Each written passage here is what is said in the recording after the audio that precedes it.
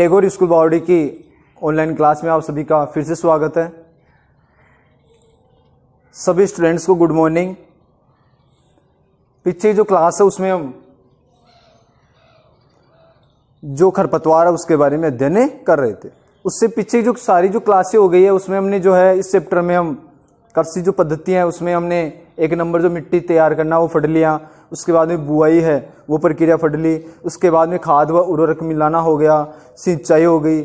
अब हम पढ़ रहे हैं खरपतवार नियंत्रण। ठीक है, तो आज का जो हमारा जो टॉपिक है वो खरपतवार नियंत्रण, जिसके बारे में हम पहले भी अध्ययन कर लिया है। ठीक है, अब देखो जैसे हम बात करें कि खरपतवार के बारे में, तो सबसे पहले आप परिभाषा बताओगे किसकी? खरपतवार की। खरपतवार किसे कहते हैं या खरपतवार क्या है, जो आपको पिछले क्लास में मैंने आपको बता दिया था। तो क्या होता है खरपतवार की फसल? जैसे हम बात करें तो वांछित पौधों के अतिरिक्त जो अवांछित पौधे उगाते हैं वो सारे क्या कहलाते हैं? खरपतवार कहलाते हैं। ठीक है, यानी जो अवांछित जो पौधे होते हैं वो सारे खरपतवार में आते हैं। अब देखो जैसे हम बात करें खरपतवार को हटाना आवश्यक है। क्यों आवश्यक है? क्योंकि ये जो खरपतवार होते हैं वो फसल के साथ जल के लिए, प्रकाश, तापमान, आवश्यक पोषक तत्व, इन सब के लिए प्रतिस्पर्धा रखते हैं और उससे फसल में वृद्धि सही प्रकार से नहीं होती है, जिसके कारण फसल की उत्पादकता क्या होती है? कम होती है और किसान को आर्थिक रूप से हानि हो सकती है।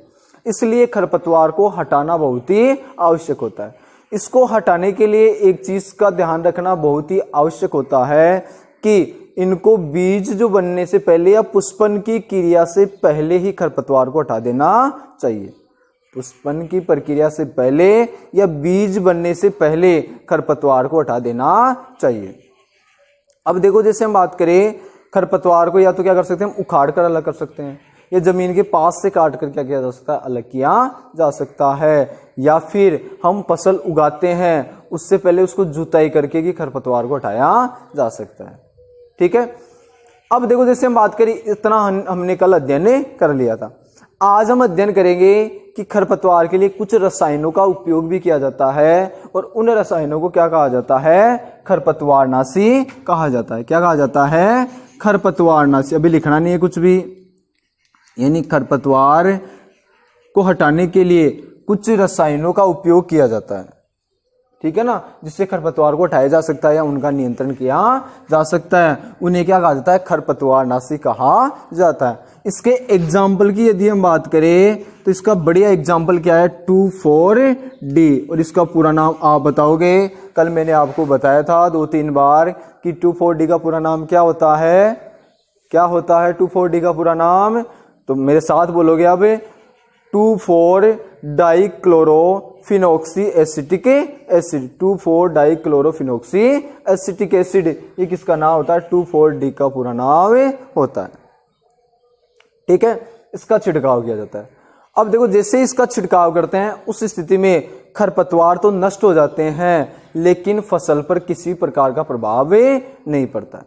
खरपतवार तो नष्ट हो जाता है लेकिन फसल पर किसी प्रकार का कोई भी प्रभाव नहीं पड़ता है। ठीक है, अब देखो लेकिन इन खरपतवारनाशी का या फिर इन जो रासायनिक जो पदार्थ है उनका यदि उपयोग किया जाए तो उस समय किसान को विशेष रूप से अपना स्वास्थ्य का ध्यान रखना चाहिए, क्योंकि इनके उपयोग से स्वास्थ्य पर कई हानिकारक प्रभाव भी पड़ सकते हैं। जो खरपतवारनाशी का यदि उपयोग किया जाए तो उस स्थिति में किसान के स्वास्थ्य पर बुरा प्रभाव पड़ सकता है। ठीक है, इसके लिए किसान क्या कर सकता है? मुंह पर क्या लगा सकता है? मास्क लगा सकता है। किसान क्या कर सकता है? मुंह पर क्या कर सकता है? मास्क लगा सकता है, यानी मास्क लगा सकता है, ये कहने का मतलब कपड़ा लगा सकता है, जिसके कारण इससे जो हानिकारक जो प्रभाव है वो किसान पर कम से कम पड़े। तो आज हम पढ़ेंगे रासायनिक खरपतवारनाशी के बारे में। उससे पहले वाला टॉपिक था उसमें खरपतवार को उखाड़ के जो विधि है वो विधि हमने पढ़ ली थी, उखाड़ कर अलग कर सकते हैं। ठीक है, इसके साथ साथ ये भी पढ़ लिया था कि खरपतवार को हटाना क्यों आवश्यक है, क्योंकि ये फसल के साथ किस किस के लिए प्रतिस्पर्धा करते हैं, किस किस के लिए फसल के साथ प्रतिस्पर्धा करते हैं?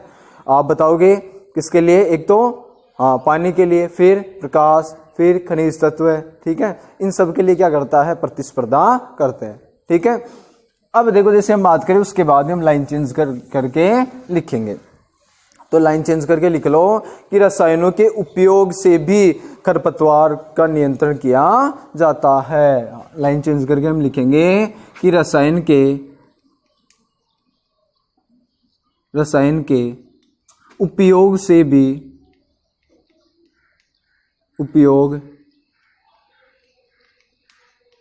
भी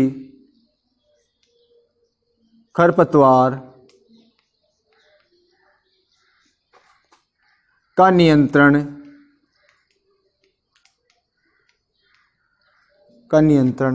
किया जाता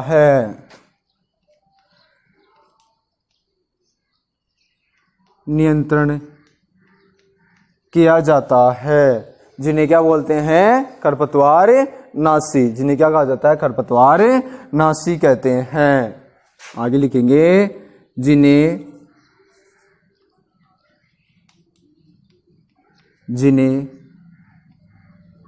खरपतवार नाशी कहते हैं। ठीक है, इसका उदाहरण क्या है? उदाहरण आप बताओगे मेरे को, क्या उदाहरण है इसका? एग्जाम्पल या जैसे, या उदाहरण हम क्या लिख लेंगे? क्या हो जाएगा? 2,4-D। ये क्या हो गया? इसका एग्जाम्पल हो गया। तो सही प्रकार से देख लेना, खरपतवार नाशी का एग्जाम्पल क्या है? 2,4-D। ठीक है, अब देखो जैसे हम बात करें कि खेतों में यदि इनका छिड़काव होता है तो किन पर प्रभाव नहीं पड़ता है? फसलों पर प्रभाव नहीं पड़ता है। केवल जो प्रभाव पड़ता है वो किस पर पड़ता है? खरपतवार पर ही क्या होता है? प्रभाव पड़ता है। ठीक है, तो इसके बाद हम क्या लिखेंगे कि खेतों में इनका छिड़काव करने से खरपतवार ही नष्ट होता है, या फिर कहने का मतलब है खरपतवार जो होते हैं या खरपतवार वाले जो पादप होते हैं वही मरते हैं, बल्कि फसल वाले पौधों पर कोई भी हानि नहीं होती। तो इसके बाद में लिखेंगे खेतों में इनका छिड़काव करने से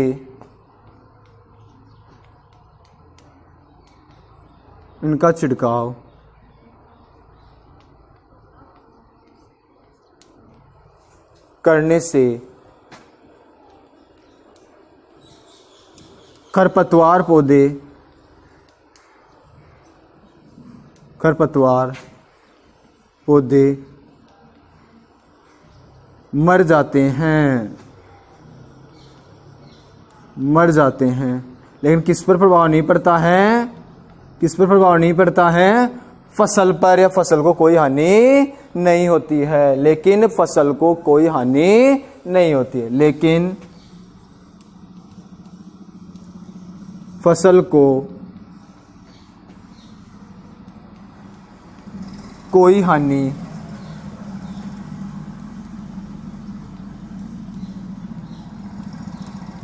नहीं होती है। फसल को कोई हानि नहीं होती है। ठीक है ना, इतना उतार लिया सभी ने, साथ ही साथ उतार लोगे सभी। अब आगे क्या लिखेंगे कि खरपतवार का उपयोग करते समय किसानों को क्या रखनी चाहिए? सावधानी रखनी चाहिए, या सावधानी पूर्वक किसान को इन खरपतवारनाशी का उपयोग करना चाहिए, क्योंकि उससे स्वास्थ्य पर क्या होता है? हानिकारक प्रभाव पड़ सकता है। और उसके लिए मैंने बताया था कि मुंह पर या नाक पर क्या कर सकते हैं? कपड़ा लगा सकते हैं, मास्क लगा सकते हैं। ठीक है ना, तो ये हो गया। अब इसके बाद में ये हमारा हो गया कि लेकिन फसल को कोई हानि नहीं पहुंचती। खरपतवार तो नष्ट हो जाते हैं लेकिन फसल से कोई भी प्रभाव नहीं पड़ता है। ठीक है, अब लेकिन इसके बाद में लिखेंगे कि खरपतवार के छिड़कने से किसान के स्वास्थ्य पर प्रभाव पड़ सकता है। तो इसके बाद में लिखेंगे हमें खरपतवार के छिड़कने से किसान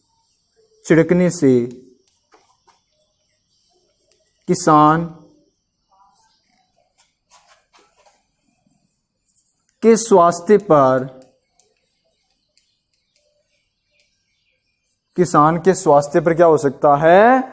प्रभाव पड़ सकता है। किसान के स्वास्थ्य पर भी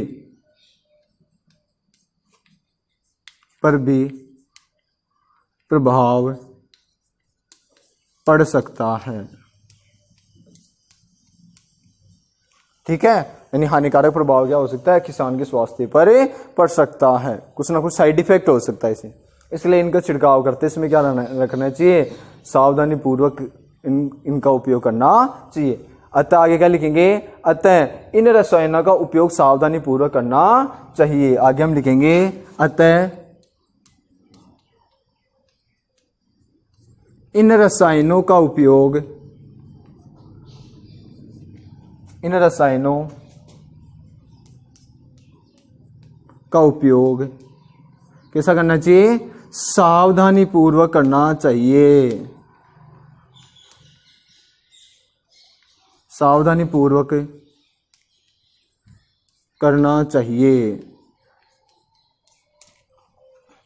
ठीक है, इसके लिए हम क्या कर सकते हैं, मास्क लगा सकते हैं। किसान क्या कर सकते हैं, मास्क लगा सकते हैं मुंह पर या नाक पर, जिससे क्या होता है, इसका हानिकारक प्रभाव बहुत ही कम होता है। ठीक है ना, तो इसके लिए हम कर सकते हैं कि छिड़काव करते समय, छिड़काव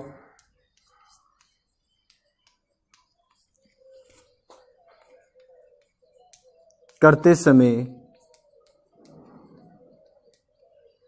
किसान क्या कर सकता है, अपने मुंह, अपना जो मुंह है वह ना क्या कर सकता है, कपड़े से ढक लेना चाहिए, ढक सकता है। छिड़काव करते समय किसान अपना मुंह है,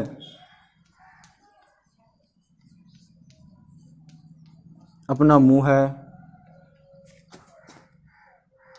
व नाक कपड़े से ढक सकते हैं।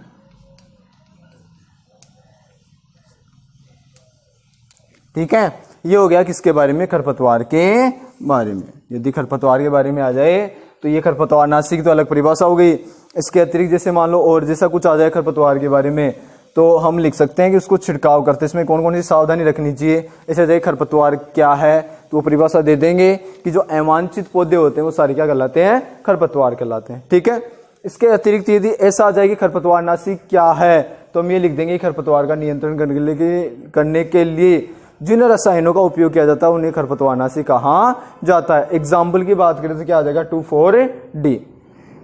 ऐसे आ जाए परीक्षा में कि खरपतवारनाशी का छिड़काव करते समय कौन सी सावधानियां रखनी चाहिए, तो हम लिख सकते हैं कि खरपतवार जैसे ही छिड़का जाता है तो उस समय किसान के स्वास्थ्य पर क्या प्रभाव पड़ता है, तो मतलब कहने का मतलब है उनके स्वास्थ्य पर हानिकारक प्रभाव पड़ सकता है। इसलिए छिड़काव करते समय भी क्या कर सकते हैं, किसान अपना मुंह व नाक किससे ढक सकते हैं, कपड़े से ढक सकते हैं, जिसके कारण इन रसायनों का किसान के स्वास्थ्य पर कोई भी हानिकारक प्रभाव नहीं पड़ेगा। तो ये चीज सही प्रकार से देख लेना। तो हमारा जो टॉपिक है कौन सा, खरपतवार का नियंत्रण, वो क्या हो गया, कंप्लीट हो गया।